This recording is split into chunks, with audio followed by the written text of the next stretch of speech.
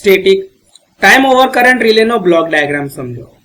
તો અહીં આકૃતિમાં તમે જોઈ શકતા હોય એ પ્રમાણે સ્ટેટિક ટાઈમ ઓવર કરંટ રિલેનો બ્લોક ડાયાગ્રામ આપેલો છે. હવે અહીંયા અમુક જ વાત લખેલી છે કારણ કે આપણે અગાઉ instantaneous static over current relay જોઈ ગયા છે, તો અમુક બ્લોક એમાં આપણે વાત કરી હતી એ મુજબના છે, પણ તે છતાં પણ એકવાર ફરીથી આપણે એને ડિસ્કસ કરીશું જેથી કરીને અગર કોઈ ડાયરેક્ટ આ જ વિડીયો જોતા હોય તો એને એની માહિતી મળી રહે. તો સૌથી પહેલો બ્લોક આપણો જે છે એ છે તમારો મેઇન કરંટ ટ્રાન્સફોર્મરનો બ્લોક, કે જે મેઇન કરંટ ટ્રાન્સફોર્મર છે એ તમારા લાઇન કરંટને સ્ટેપ ડાઉન કરે છે અને એ માપી શકાય એવી કિંમતમાં કરંટના મૂલ્યને નાનું કરે છે, જે ઇનપુટ તરીકે ઇનપુટ સર્કિટના બ્લોકને આપવામાં આવે છે. હવે આ ઇનપુટ સર્કિટનો જે બ્લોક છે એમાં auxiliary current transformer, selector switch, harmonic filter અને સ્પાઇક સપ્રેસર મૂકવામાં આવે છે. હવે આ ઇનપુટ જે સિગ્નલ તમને મળ્યું છે એ ઓક્ઝિલરી સીટીની મદદથી ફરીથી સ્ટેપ ડાઉન કરવામાં આવે છે અને ઓક્ઝિલરી સીટીની સેકન્ડરી બાજુ ઘણા બધા ટેપિંગ્સ આપવામાં આવે છે.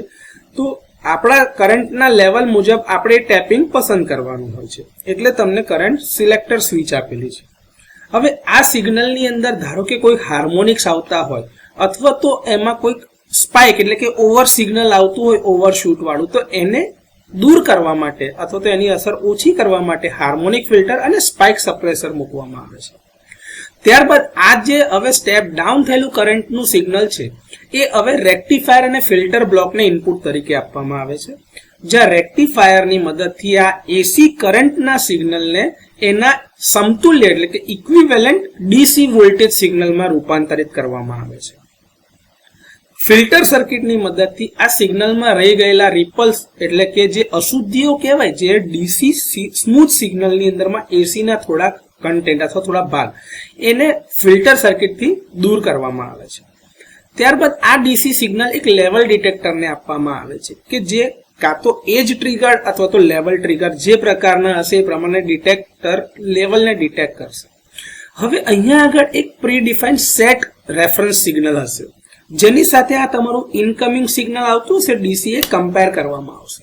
હવે જો એના કરતા ઇનકમિંગ સિગ્નલનું ઇનપુટ વધારે અથવા તો મૂલ્ય વધારે રહ્યું તો એક સિગ્નલ જનરેટ કરશે, જે તમારા ટાઈમ ડિલેના બ્લોકને ઇનપુટ તરીકે જશે અને એના આધારે જે તમારા ટાઈમ ડિલે બ્લોકમાં એક સેટ કરેલો સમય હશે એ સમય ગણવાનો શરૂ થશે.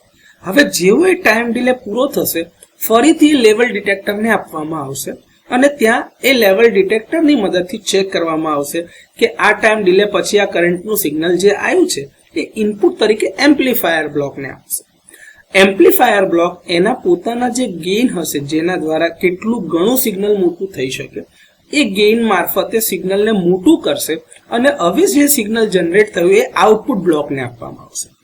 આ આઉટપુટ બ્લોક જે છે એ બે પ્રકારના હશે, કાં તો પરમનન્ટ મેગ્નેટ મૂવિંગ કોઇલ પ્રકારના રિલે મૂકેલા હશે એના દ્વારા બ્રેકર ઓપરેટ થતું હશે, અથવા તો SCR ને સિરીઝમાં લગાડેલું હશે બ્રેકરની સાથે, એ પ્રકારની અરેન્જમેન્ટથી સર્કિટ બ્રેકરની ટ્રીપ કોઇલ એનર્જાઇઝ થશે અને એના લીધે સર્કિટ બ્રેકર ઓપન થશે, જેની મદદથી તમારા ફોલ્ટી પાર્ટ અને હેલ્ધી પાર્ટ એકબીજાથી છૂટા પડશે. તો આ રીતે સ્ટેટિક ટાઈમ ઓવર કરંટ રિલેનો બ્લોક ડાયાગ્રામ સમજી શકાય.